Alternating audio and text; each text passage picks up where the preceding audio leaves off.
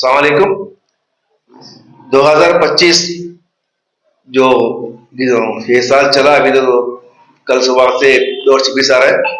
2025 में हम लोग एनआरआई विंग से जो काम कर रहे हैं, तकरीबन ये गंगाधर बोल के मंचियाल डिस्ट्रिक्ट निर्मल डिस्ट्रिक्ट है, जो यूक्रेन रशिया जाते बोल के फंस के, और इनके मामा है दोनों मिलके बाहर एजेंट को 2,20,000 दे के फंस के वहां पे फंस गए थे।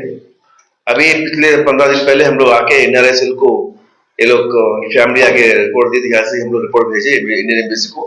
इनको एम्बेसी के ऑफिसर से बात करके एजेंट के ऊपर केस बुक करके और कंपनी पे केस बुक करके इनको लाया गया है। आज हम एनआरआई सेल को इनको मिलाने के लिए लेके आए थे, और इनको एजेंट एक के पास 2,20,000 रुपए लेके चीट किया, भाड़ किया, और इनका एक बहुत बड़ा स्कैम है।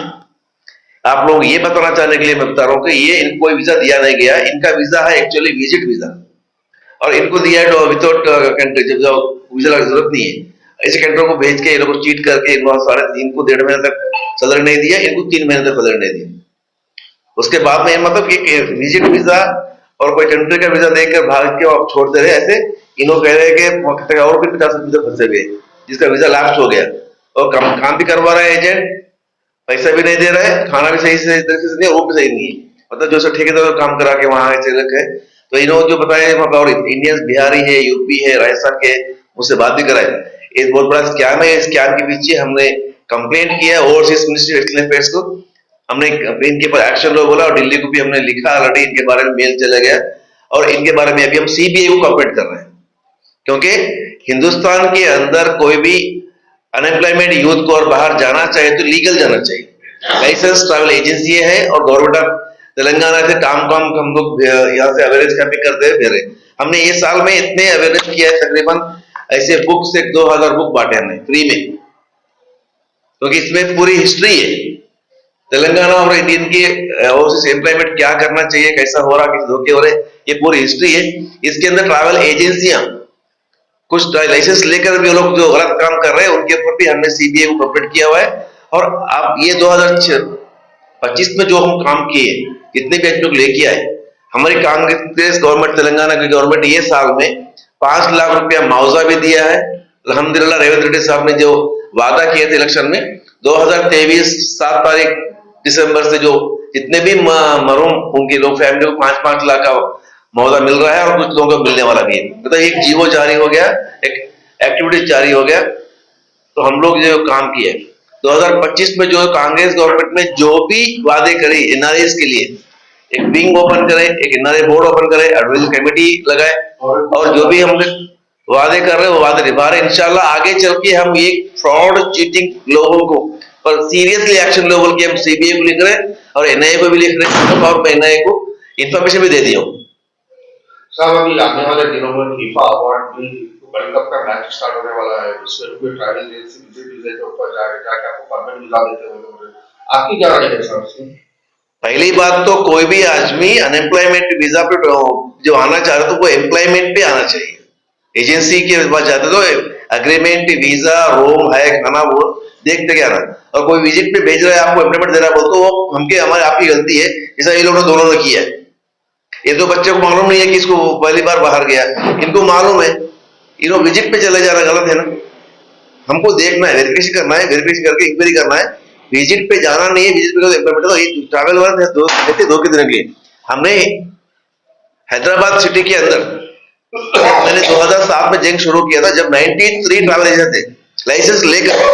ऐसा नहीं लाइसेंस लिए से वाले जो अच्छे काम करते वो भी नहीं, उन लोग भी गलत काम करते तो सर्विस एजेंसी करते। ये गांधी भवन के सामने पीवाई के ऊपर हमने एक्शन लेवल पे लिखा था, हमने पीवाई को भी अरेस्ट करवाया। आज से 25 साल पहले जो मैंने जंग छोड़ा, पीवाई को भी पहले अरेस्ट करवाया। मतलब ये मिली भगत की गेम थी।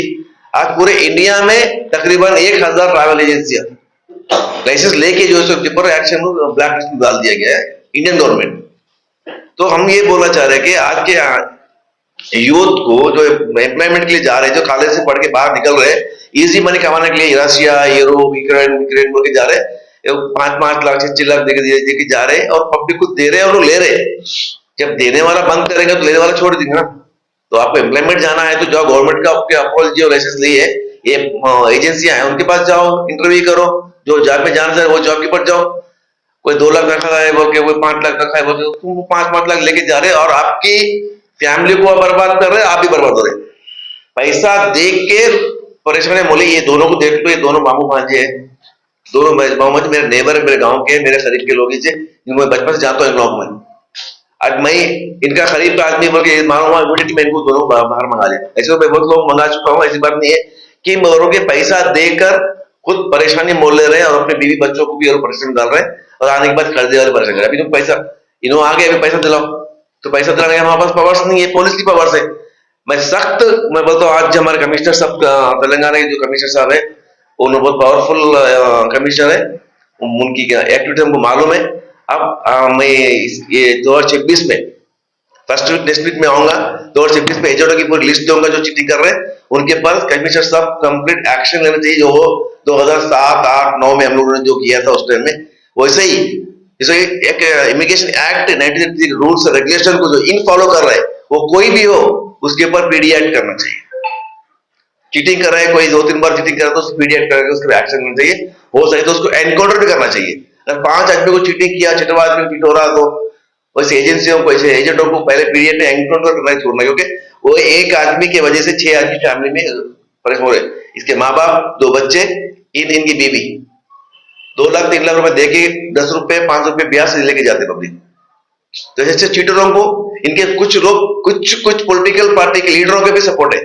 मैं भी बता रहा हूं आपको, कोई भी सपोर्ट हो, कोई भी सपोर्ट करेगा उसको, वो लोग को, एजेंटों को चीटिंग वगैरह करेगा, कोई भी सपोर्ट करेगा। इमिग्रेशन एक्ट कानून किसी को बख्शती नहीं है, उसके ऊपर मैं यहां बैठा हूं। किसी को भी तकलीफ है, किसी को तकलीफ है, गांधी भवन में 2nd फ्लोर में एजेंट्स के खिलाफ कंप्लेंट करना है, जो बाहर फंसे हुए, उनके लिए हम यहाँ मौजूद है, कांग्रेस पार्टी मौजूद है, और उन्हें तो पंजाबानी में जाके आप दिखा दीजिए। वहां तक नहीं पहुंच सके तो वहां पे एविडेंस चाहिए। कोई भी इंसान को वापस लाना है, किसी के पास जाना है, कंप्लेंट देना है, तो डॉक्यूमेंट एविडेंस चाहिए, वो इनके पास होता नहीं है, इसीलिए काम अधूरा हो जाते हैं। कोई बोलते कि पुलिस में जाते काम नहीं बनता। जब आप कंप्लीट वेरिफिकेशन डॉक्यूमेंट नहीं देंगे तो कोई भी ऑफिसर काम नहीं कर सकता। इसलिए इनके पास जो कम हो, क्या दिया, कौन सा वीजा दिया, कब गया, कैसा गया, एजेंसी कौन है, क्या है, इनके पास 5 एजेंडा है स्टेप बाय स्टेप। एक हमारे गांव के मिट्टी के 2 एजेंडा है, बिहार का 1 एजेंट है, पाकिस्तानी का 1 एजेंट है, दिल्ली का 1 एजेंट है। ये चारों को, 5 के ऊपर हमने केस एफआईआर करवाया, कंप्लेंट दिया मिनिस्ट्री में, उनके एफआईआर का ऑर्डर पे निकल गया। इनके केस में अभी हम लोग 3 तारीख 4 तारीख के दिन वो वापस में देता हुआ बात किया, और नहीं दिया तो इन लोग वापस में बात करके ठीक है, तो 5 तारीख के दिन हम पूरी सीबीआई को सख्त रिपोर्ट देके भेज दे रहा हूँ। मैं एनआईए के ऑफिस को जाकर कंप्लेंट देने वाला हूँ खुद। अब कितना टाइम लगा ये लोग यहाँ पे वहां से यहाँ इंडिया को लाने में? बस 10 दिन में आ गए। लास्ट बंगाल में हम लोग 2 हफ्ते पहले कंप्लेंट करे थे, इमीडिएटली वहां की उड़ीसा की जो एम्बेसी है ऑफिस से बहुत फास्ट काम करे, बच्चे से बात कर लिए, मेरे से भी बात करे, बन गया। पाकिस्तान की जो एम्बेसी जो ऑफिसर जो काम कर रहे हैं, इमीडिएटली मेरा मेल गया यहाँ सर, ईमेल देख के, ईमेल को चेक करके इमीडिएटली वो लोग फोन करे, पहले लोग बच्चे को फोन करे, फिर मेरे को फोन करे, पूरी इंफॉर्मेशन ले लिए, और एजेंट का जो कंपनी का जो मालिक है वो तो फरार हो गया, लापता हो गया, जबकि उनको $8,000 $800 दे के जाओ बोला। 3 महीने काम कराया, सैलरी नहीं दिया, जाना है तो $800 दे के जाओ, मतलब इंडिया का और 1 लाख सवा लाख कुछ होता, तो परेशान था बेचारा। जैसा हम इधर से मिनिस्ट्री से मेल डाल दिए मिनिस्ट्री से, तो वो भाग गया। पासपोर्ट तो देके, पासपोर्ट नहीं भी दिए तो मैंने एम्बेसी वालों को बात किया कि अगर टिकट हम लोग यहाँ से भेजा है, अगर पासपोर्ट नहीं दिया तो 24 आवर्स का और पासपोर्ट पे भेज दीजिए। रिक्वेस्ट किया तो एम्बेसी वालों ने उनके ऊपर घर पे गया, कहाँ गया, उसको गाड़ी लेके घुमा तो भाग गया है पाकिस्तानी। फिर पासपोर्ट किसी के जरिए देके इसको एयरपोर्ट लाके छोड़ दिया, फिर हमको घर में छोड़ दिया। तो इससे एक डॉक्यूमेंट एविडेंस इंफॉर्मेशन रहा तो दुनिया में यहाँ बैठ के कहीं भी हम काम कर सकते, कर रहे हैं 20 साल से। चंद्रशेखर साहब, इनकी टिकट गवर्नमेंट की तरफ से ही या अपनी पर्सनल? नहीं, हम टिकट तो इनको पर्सनल देते हैं, क्योंकि गवर्नमेंट विजिट ने गवर्नमेंट टिकट अभी देना बंद कर दी। गवर्नमेंट जो है ना अभी टिकट देना बंद कर दी, क्योंकि ये लोग खुद अपनी जानबूझ के जा रहे हैं। गवर्नमेंट, बीजेपी गवर्नमेंट जो है टिकट देना बंद कर दी, हेल्प करना बंद कर दी। मैं सख्त नाराज हूँ बीजेपी गवर्नमेंट से। तुम लोग जो एनआरआई विंग के लिए जो वेलफेयर फंड जो हाई कमीशन का जो था वो पूरा खा गया है मोदी साहब ने, इसके बारे में किसको मालूम नहीं है। पहले हम लोग जब 2007 में जो वाइस राजशेखर रेड्डी साहब के जमाने में और यूपीए 1 यूपीए 2 को कांग्रेस के जमाने में तकरीबन 6 लाख आदमियों को जो भी जेलों में फंसे हुए, वहां पे इनलीगल में फंसे हुए लोगों को लेके लाके छोड़ दिया हमारे कंप्लेंट पर। Iraq, Afghanistan, south Africa, America, Russia, जहां भी गए गवर्नमेंट के पैसे से वो लाके बाद में इनको घर पहुंचने के लिए बस चार्ज दे रहे थे। जब से बीजेपी गवर्नमेंट बैठ गई, ये फंडिंग बंद कर दिया और टिकट देना बंद कर दिया। इसके लिए हम लोग चाह रहे कि किसी भी हाल में अगली गवर्नमेंट फिर कांग्रेस पार्टी की आएंगी, जैसे एनआरए का जो बोर्ड है, वेलफेयर बोर्ड जो अभी हम ये बनाया, अभी तक पूरा मुकम्मल शायद नहीं हुआ, वो भी होने वाला है सेपरेट मिले। लेकिन हम NRA wing, NRA police, NRA court, NRA welfare board, ये अलग होता है, एक विंग होता है, एक ही विंग में सब आना चाहिए, क्योंकि कंप्लेंट भी वहीं दो, पुलिस भी वहीं रहती, और कोई तकलीफ है वहां जाना दो, वहीं पूरा हेल्प होता है। तो इसके लिए हम लोग जा रहे हैं। तो पंजाब में बन गया, गोवा में है, चेन्नई में है, हैदराबाद में एक विदेश भवन बनना है, और एक बड़ा मुंबई में है, लेकिन काम नहीं कर रहे। बीजेपी गवर्नमेंट ये कोई भी ऑफिसर को काम करने नहीं दे रही है, सिर्फ वोट डालो, नोट चोरी करो, यही कर रही है। इसके पीछे राहुल गांधी जी पड़े हुए हैं, इधर हमारे रेवंत रेड्डी साहब भी पड़े हुए हैं, हम लोग भी इसके ऊपर पूरा फोकस है, क्योंकि मेरा एनआरए का काम है।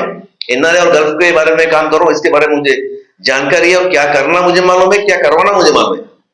अगर कोई अधिकारी काम नहीं करते तो कैसे काम करवाना मालूम है, गवर्नमेंट काम नहीं कर रही तो गवर्नमेंट को कैसे करवाना मालूम है। कि मेरे पास डॉक्यूमेंट एविडेंस नहीं रहा तो मैं बात नहीं करता हूं। जब तक डॉक्यूमेंट एविडेंस किसी तरफ फेवर में है तो हम रिक्वेस्ट लेटर भेजते, तो गवर्नमेंट काम कर रही है, ऐसी बात गवर्नमेंट ने काम कर रही है। बहुत से अच्छे ऑफिसर्स है जो काम कर रहे हैं, थोड़ा बहुत तो आदमी नीचे वाले जो थोड़ा बहुत गलत काम कर रहे हैं, उसके लिए भी सही फोकस हम लोग लगाने वाले हैं। अभी हर मंडल को, हर डिस्ट्रिक्ट में एनआरए विंग भी चालू हो रहा, अभी कांग्रेस गवर्नमेंट में चालू हो गई। हम 15-20 साल से मांग रहे थे, पिछली गवर्नमेंट भी करती, बोले नहीं करी, इसलिए हार गई।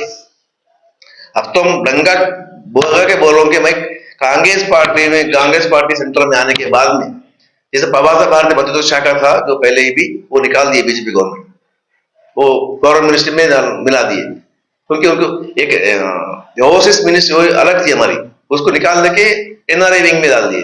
इसमें क्या हुआ, सहायक मंत्री जिसको हिंदी नहीं मालूम, मिनिस्टर तो बन गए उसका जो फंडिंग है खा जा रहे, काम कोई कर रहा नहीं, कराना नहीं। तो ये सेंट्रल गवर्नमेंट की बहुत बड़ी गलती है। इसके लिए अनएम्प्लॉयमेंट यूथ को यहाँ जॉब नहीं दे रहे, बाहर जॉब जाके कर लेंगे बोल, तो उनके साथ फेक वीजा देके छोड़ दे रहे। और तकरीबन लोग ये व्हाइट कलर किंडल बहुत इसके अंदर है, ये व्हाइट कलर किंडल को पकड़ने के लिए हमारे पास पूरा नेटवर्क है।